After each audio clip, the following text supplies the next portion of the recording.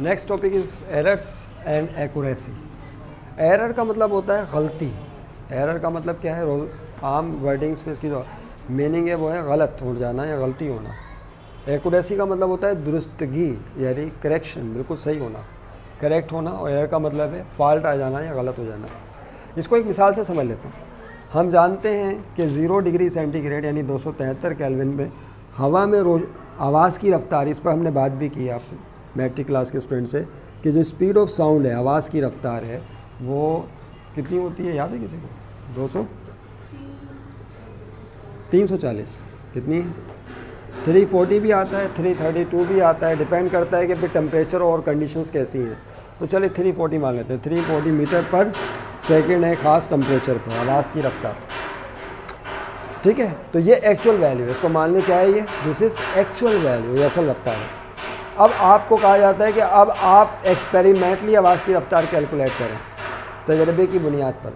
फिर आप एक एक्सपेरिमेंट करते हैं, आपको एक प्रैक्टिकल दिया जाता है कि आप experimentally speed of sound calculate करें। लेकिन जब आप स्पीड ऑफ साउंड कैलकुलेट करते हैं तो आप एक्सपेरिमेंटली मालूम करते हैं वैल्यूज़। फर्स्ट कर लें 345 मीटर पर सेकेंड, तो ये है एक्चुअल वैल्यू और ये है वहाँ से ध्यान हटा लो। और दूसरी क्या है? Experimental value. क्या ये दोनों बिल्कुल डटो कॉपी सेम है या डिफरेंस है इनमें? ये सेम नहीं है। ये 340 है एक्चुअल वैल्यू और एक्सपेरिमेंटल वैल्यू कितनी आई है? 345। यानी जो डिफरेंस आ गया, कितने का डिफरेंस आया है? 5 का डिफरेंस आया है। This is called error. इसको क्या बोलते हैं? एरर। तो अगर आपकी एक्सपेरिमेंटल वैल्यू एक्चुअल वैल्यू के साथ मैच ना करे तो हम ये कहते हैं there is some error in the experiment, कि एक्सपेरिमेंट में क्या मौजूद है? कुछ गलती मौजूद है, कुछ एरर मौजूद है जिसको सही करने की ज़रूरत है। तो एरर की डेफिनेशन क्या है? लिखिए, इफ एक्सपेरिमेंटल वैल्यू या प्रैक्टिकल वैल्यू भी कह सकते हैं, does not match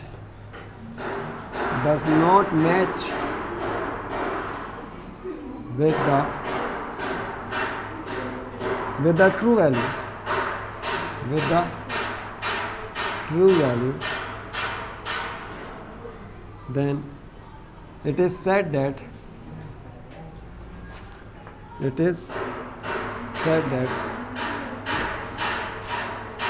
there is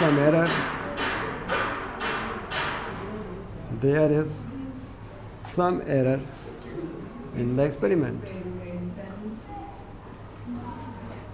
तो एक्सपेरिमेंट जो किया आपने तैयबा, उसमें कुछ गलती है, कुछ गलत है, एरर। ये बात तो हम समझ गए कि एरर किसे कहते हैं, कि एक्चुअल वैल्यू के साथ एक्सपेरिमेंटल वैल्यू एक्चुअल वैल्यू के साथ मैच ना, गलती आ जाए। होता है ऐसा। हम आपको देते हैं कोई प्रैक्टिकल, मिसाल के तौर पर एक प्रैक्टिकल है जी की वैल्यू कैलकुलेट करने का। जी की वैल्यू कितनी है आपको पता है ना? कराची में जी की वैल्यू है 9.8 मीटर पर सेकेंड स्क्वायर।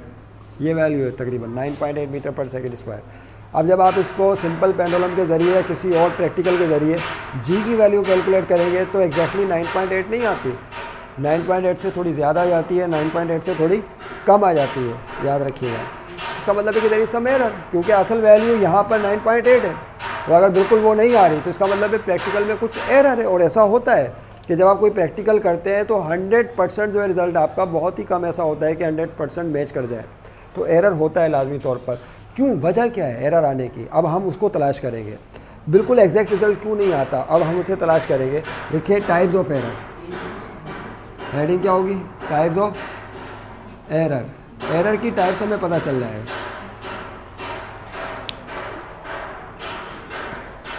पहली कहलाती है पर्सनल एरर।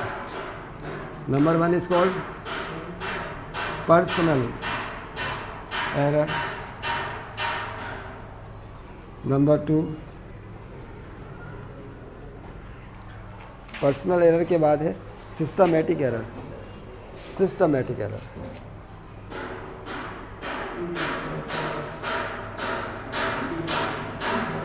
और तीसरा है रैंडम एरर। क्या? 3 तरह की एरर्स हो गई, पर्सनल एरर, सिस्टमेटिक एरर और दूसरा है रैंडम एरर। अब इन पर हम 1 बाय 1 डिस्कशन करेंगे। सबसे पहले कौन सी एरर है? Personal error. हेडिंग डालें, अब मिटाना पड़ेगा ऊपर।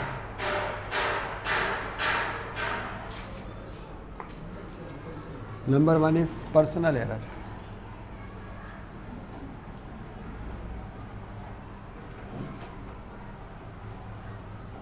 अब पर्सनल एरर क्या है? शख्स की गलती है, यानी आपको प्रैक्टिकल समझाया कि इस तरह से करना था लेकिन आपने उसको उस तरह से सही तरह परफॉर्म नहीं किया, तो प्रैक्टिकल परफॉर्मर से भी गलती हो जाती है प्रैक्टिकल परफॉर्म करते वक्त, यानी जो जो कंडीशंस बताई थी उसको आपने 100% फॉलो नहीं किया इंस्ट्रक्शंस को, तो this is called personal error. तो this error is due to a person who is performing the practical. ये गलती उसकी उस शख्स की वजह से होती है जो प्रैक्टिकल परफॉर्म कर रहा हो सकता है उसकी तबीयत सही ना हो।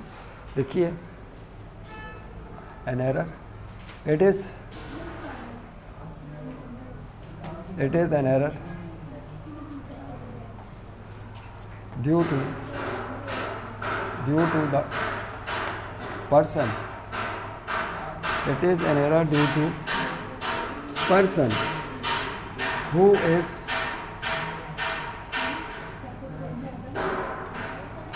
performing the experiment. जो एक्सपेरिमेंट परफॉर्म कर रहा हो उसकी वजह से ये एरर होती है, उस शख्स की वजह से, उसने सही तरह प्रैक्टिकल को नहीं वो किया। समझ रहे बात को?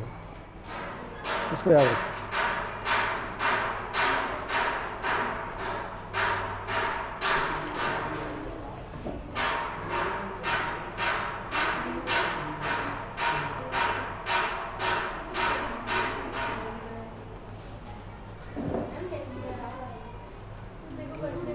इस एरर को रिमूव कैसे करेंगे?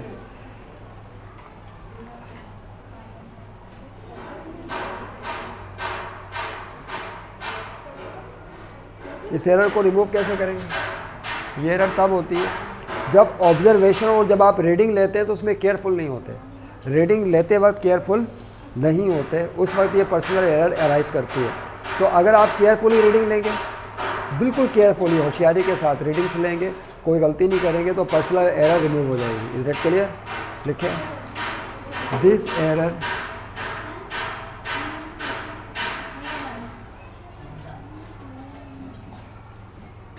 Can be removed by taking the careful readings. Careful double L आएगा, सिंगल एल आएगा? सिंगल एल आएगा। Readings about the practical,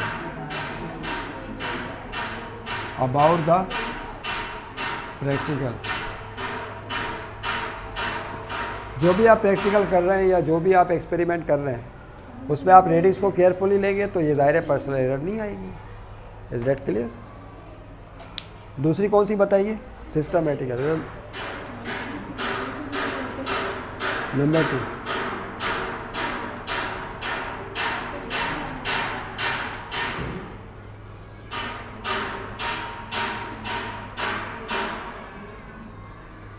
systematic error. ये कौन सी है भाई? अच्छा, अब आपसे गलती नहीं हो रही लेकिन जो इंस्ट्रूमेंट आपको दिया गया उसमें फॉल्ट था। प्रैक्टिकल परफॉर्म करने के लिए जो इंस्ट्रूमेंट दिया गया वो सही नहीं था, पुराना था, या उसमें मट्टी गर्द लगी हुई थी, या वो जंग आलूद हो गया था, यानी उसके अंदर कोई ना कोई फॉल्ट था इंस्ट्रूमेंट के अंदर। तो इंस्ट्रूमेंट के फॉल्ट की वजह से जो एरर पैदा होती है उसे कहते हैं सिस्टम ही गलत है। क्या गलत है? कहते नहीं है यहाँ का सिस्टम ही ख़राब है, निज़ाम ही ख़राब है, यानी हम तो सही चलना चाह रहे हैं लेकिन सिस्टम सही नहीं है, रिश्वत लिए या दिए बगैर काम होता ही नहीं है सिस्टम के अंदर, तो सिस्टम ही ख़राब है, इसमें आप क्या कर लेंगे? Systematic error. It is this error is due to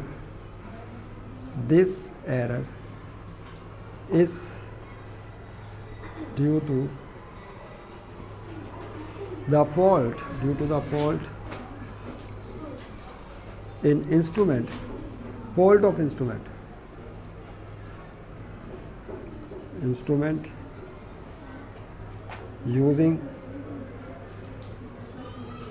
being used to perform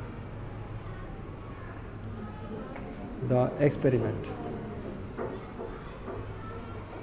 to perform the experiment. तो this error is due to the fault of instrument being used to perform the experiment. Experiment perform करने के लिए जो आप instrument इस्तेमाल कर रहे हैं उसी में एरर मौजूद है, वही गलत है। तो इस एरर को क्या बोलेंगे? Systematic error. जवाब कभी भी सही नहीं आएगा, कभी भी जो रीडिंग एक्सपेरिमेंटल रीडिंग सही नहीं आएगी, क्योंकि इंस्ट्रूमेंट ही ठीक नहीं है। अच्छा, इंस्ट्रूमेंट में दो तरह के एरर गलतियाँ होती हैं। ज़ीरो एरर क्या है? इंस्ट्रूमेंट के अंदर जो फॉल्ट होता है उसे क्या कहा जाता है? Zero error. क्या कहते हैं? ये हम प्रैक्टिकल जब परफॉर्म करेंगे उस वक्त तफसील से बात कर लेंगे। वर्नियर कैलिपर है या स्क्रू गेज है, लेंथ मेजर करने वाले इंस्ट्रूमेंट है ये, तो इनके अंदर अमूमन ज़ीरो एरर पाया जाता है। क्या पाया जाता है? Zero error. यानी वो मेन स्केल की लाइन के साथ जो है वो वर्नियर की लाइन डिट्टो कॉपी मैच नहीं करती, कभी वो लेफ्ट पे चली जाती है, कभी राइट पे चली जाती है। इस बुनियाद पे ज़ीरो एरर दो तरह के होते हैं, पॉजिटिव और नेगेटिव ज़ीरो एरर। वो उस वक्त हम तफसील से बात कर लेंगे। तो ज़ीरो एरर को अगर हम ख़त्म कर दें, क्या कर दें? इस ज़ीरो एरर को जो प्रैक्टिकल में है इसको रिमूव कर दें, तो उस सूरत में फिर इस एरर को रिमूव किया जा सकता है, सिस्टमेटिक एरर को। तो this error can be removed. कैसे? This error can be removed by correction of zero error, by correction of zero error. इसकी एक मिसाल मैं देना चाह रहा हूँ आपको, ताकि उस वक्त तो प्रैक्टिकल जब करेंगे तब समझेंगे ना उस चीज़ को। अभी तो है ही नहीं इंस्ट्रूमेंट हमारे पास, इस वक्त हम क्लास में लैब में तो है नहीं। मिसाल के तौर पर आप तराजू की मिसाल ले लें, बैलेंस की।